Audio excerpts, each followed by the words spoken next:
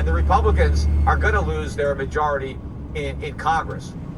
Now, by the way, too, they still have the government shutdown, right? It's now a record. I forget what day we're on, but we now broke the record for the longest government shutdown. And I guess that the Democrats have offered an olive branch, and which is not really an olive branch.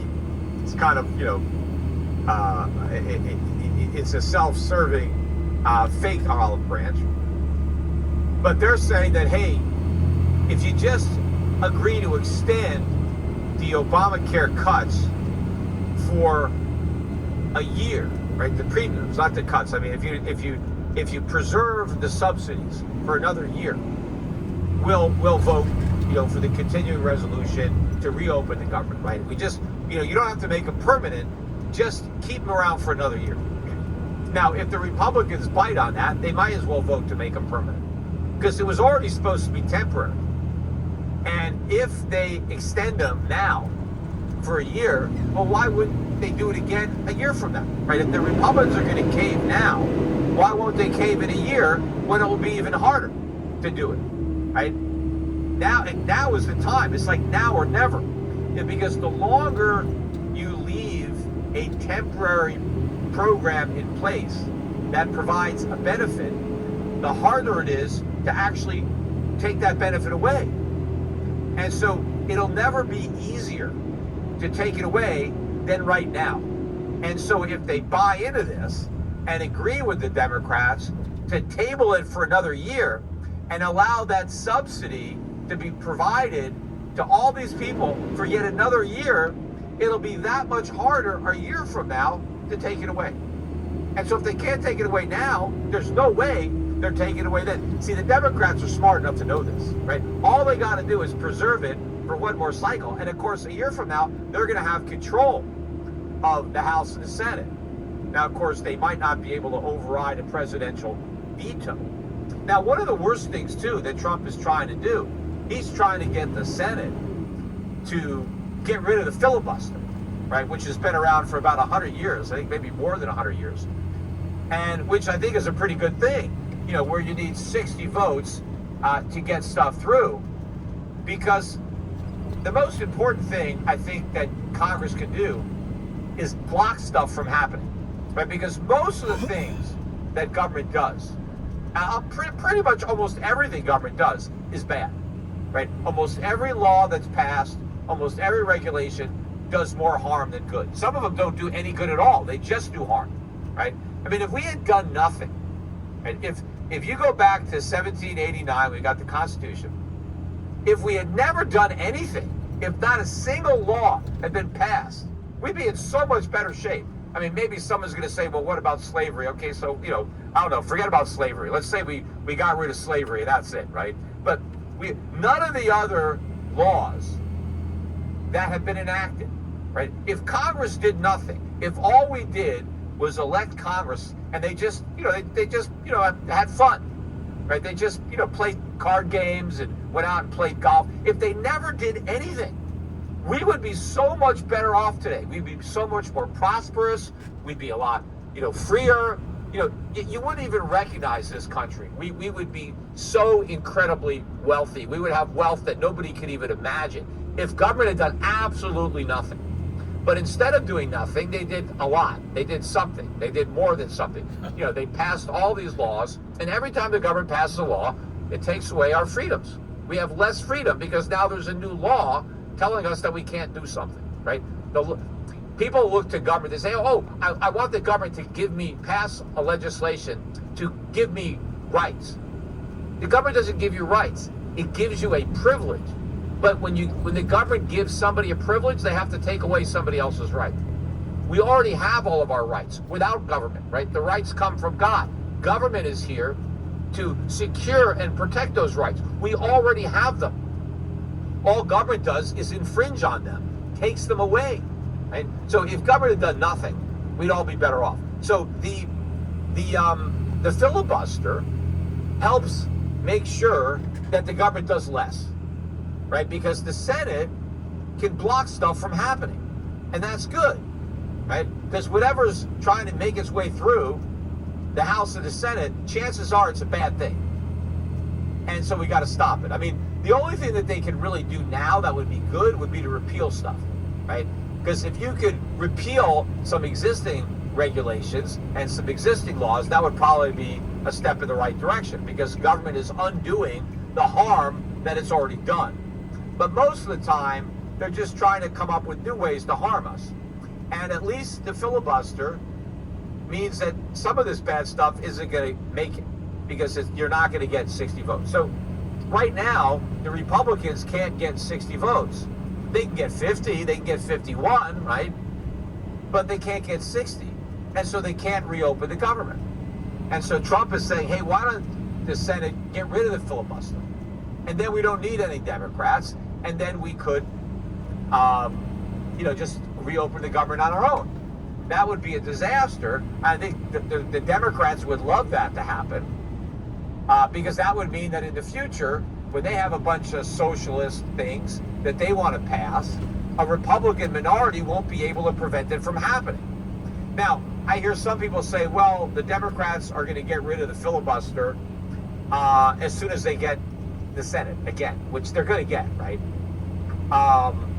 And I would say, well, how do you know? They've had the Senate many times, and they haven't done it, right? They haven't been able to do it in the past. I mean, who's to say that you're going to have all the Democrats in the Senate together to get rid of the filibuster? But you don't want the Republicans to do it, right? Because if the Republicans do it now, we're the ones that got rid of it, right? The Democrats didn't even have to do it. We just hand them that gift, because they want bigger government by and large, right? You would think it's the Democrats that want more government, and it's the Republicans that are supposed to stop them. And one of the ways that we can stop them is with the filibuster. But if we surrender that on our own, at least go down fighting and preserve it now. And if the Democrats try to get rid of it, then try to stop them. Try to get some moderate Democrats who also won't like what the Democrats want to do to stand with the Republicans and stop it. You don't want to just throw in the towel. But the fact that Trump is encouraging this, get rid of this filibuster, again, shows me that he doesn't really care about the country. He just cares about his own presidency. He's just trying to make himself look good by getting the government to reopen. And if that means putting us in a worse position in the future because we've given up on the filibuster, now, that would do even more damage. I'd rather have them just agree with the Democrats to extend these Obamacare subsidies than give up the filibuster. But, if they just want to hang tight, right, eventually the Democrats are going to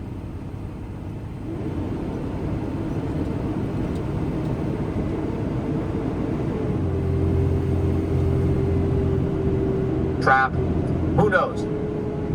But the other thing I started talking about before I went off on the tangent was scapegoating, because I talked about Mondami is going to basically blame the continued problems in New York on the fact that he couldn't fully implement his communist agenda because he was blocked by the governor.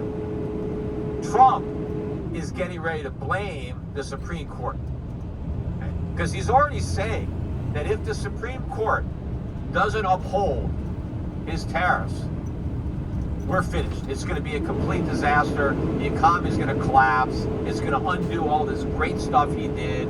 And it's, and he even said that there's no way the Supreme Court could do this to America.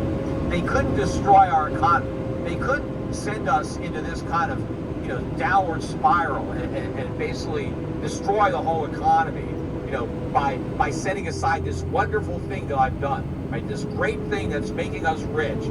Our whole economy now is dependent on these Trump tariffs.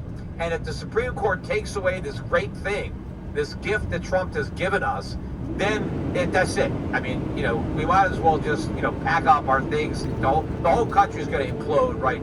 Let's just, leave, right? Now, obviously, that's not the case. I mean, we clearly can't be dependent. We've only had these tariffs for a few months, and they're not making us rich. The reason that there's a case before the Supreme Court, the plaintiffs in the case are importers who are paying the tariffs, and they don't want to pay the tariffs. And so they filed a lawsuit saying these taxes that we are paying, we American importers are paying these tariffs, and they're unconstitutional because the House did not enact them. And so we're going to court precisely because we're paying them. If the foreigners were paying them, right? If the foreign countries that these American importers were buying stuff from, if they just said, oh, whoa, Trump just put tariffs on, okay, we'll eat those for you. We're going to lower the prices by the amount of the tariffs. If that was happening, they wouldn't be complaining, right? If the foreign producers were paying these tariffs, there would be no lawsuits by American importers. The reason the American importers are suing is because the foreigners are not paying the tariffs. They're paying the tariffs, and if they pay them, they have to pass them on to their customers. And so they don't want to do that, and so they went to court. And in reality, right, if the tariffs are removed, that's actually a good thing for the Trump administration for two reasons. One, the recession won't be as bad without the tariffs, because the tariffs are actually harming the economy. They are not helping it. Right? The economy is bad. It would have been bad even without the tariffs, but it's worse with them. So number one, if the court throws out the tariffs, not only are they doing the right thing, but it'll actually be a net positive for the economy. But number two, and probably more important for Trump, it provides Trump with another scapegoat. See, right now, his main scapegoat has been the Fed. Too late, pal, right? That idiot, that moron, right? That low IQ person, too late, pal. He's got interest rates too high.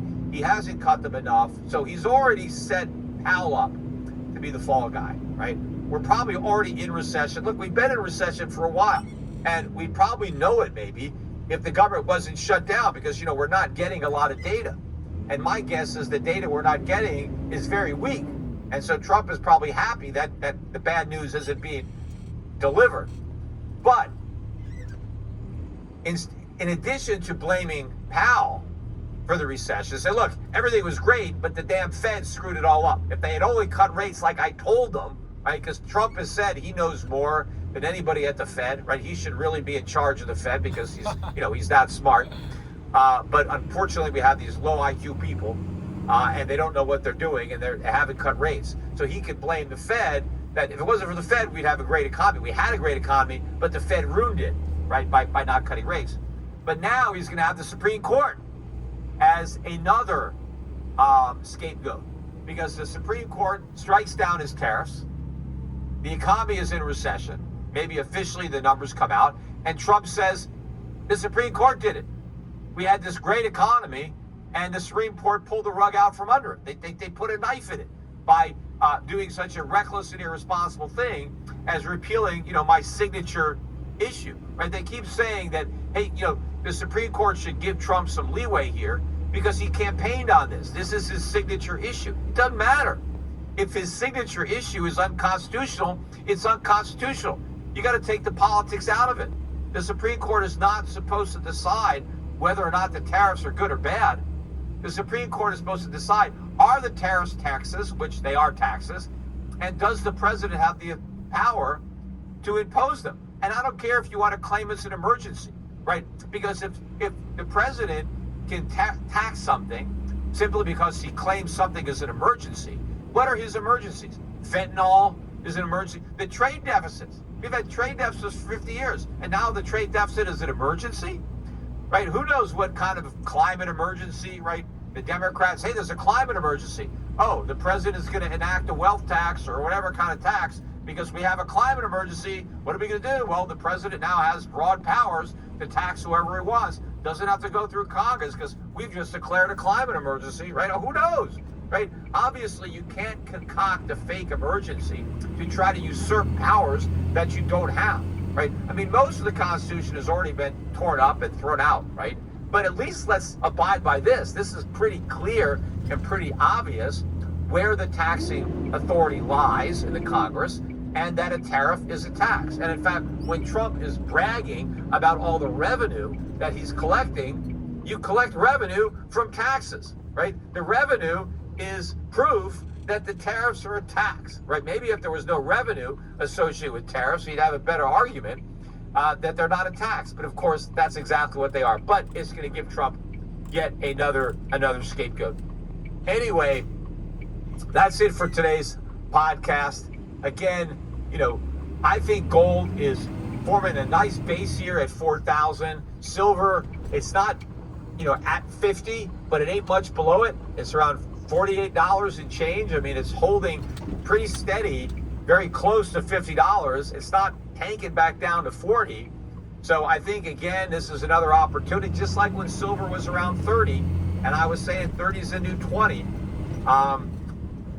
50 is really the new 30. I mean, yeah, you could buy it a little bit below, but for who knows how long. So buy yourself some physical gold and silver at Shift Gold.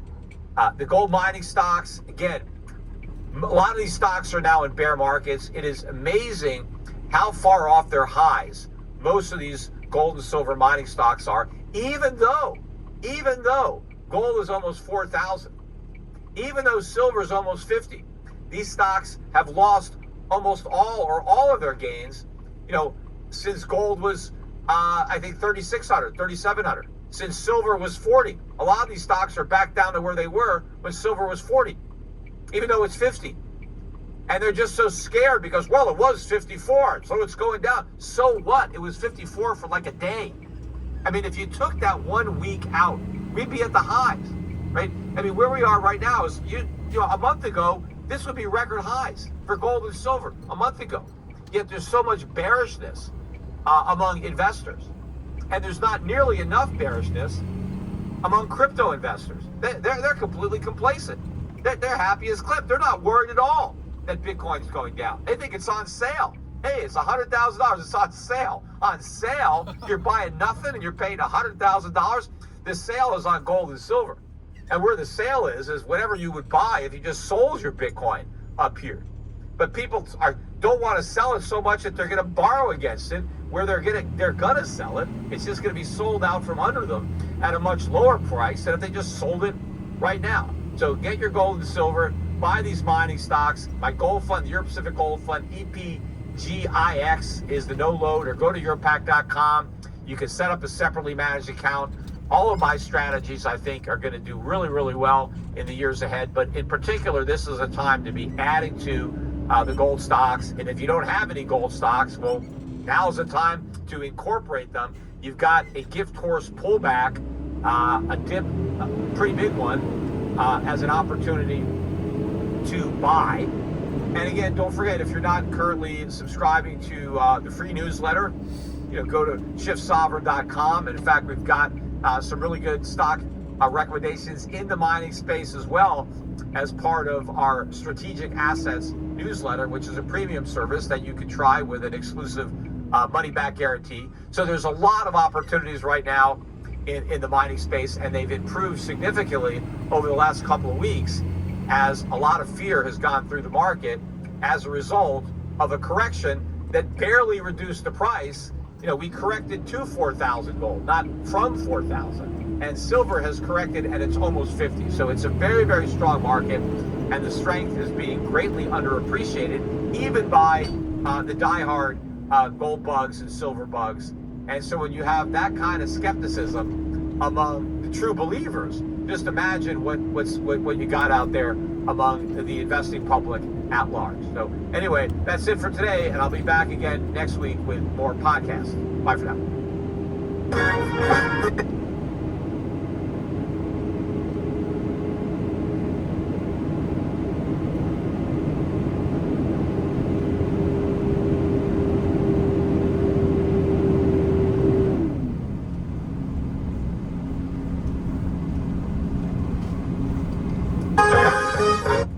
4,000 is really the new 3,000 for gold. So 4,000 is kind of the... I think you're going to have a number of hodgepodge methods of bypassing the U.S. dollar, including Enbridge. Yeah.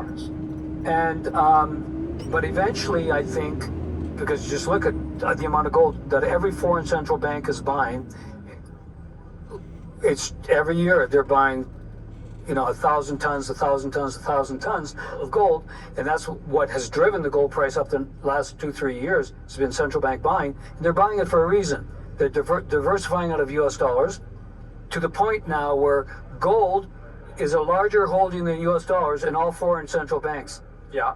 So we've seen that, and that's going to continue. And I think at some point, gold will be reincorporated as money, not just in the way I described with the Enbridge settlement idea, but actually either pegged or backed for a certain percentage based on the money supply of a certain country.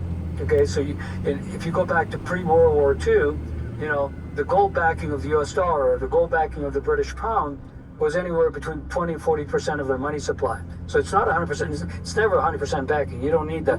But even at 20% or 40% backing, in today's world, the gold price will have to be much, much higher to do a full backing. Like, lots of people have done calculations, it's anywhere between $10,000 and $40,000 an ounce, which may sound crazy, right? But that's what it would take to do a backing of 20 to 40% of, say, China's money supply or America's money supply.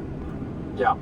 You know what the American Central Bank, the Federal Reserve, is not publicly disclosing is how much more gold they're interested in buying right now. That's not a priority for the Trump administration. They're shifting more towards crypto.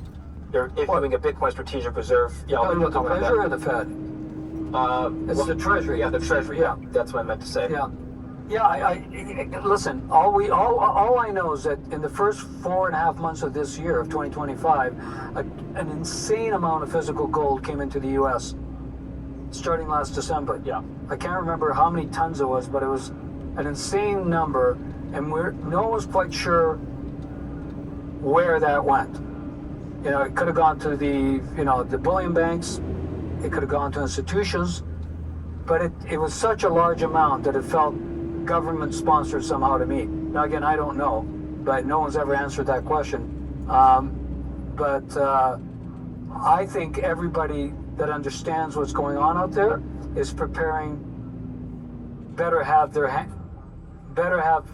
their gold in their own territory, which you've seen out this repatriation of gold from London vaults and New York vaults to countries in Eastern Europe.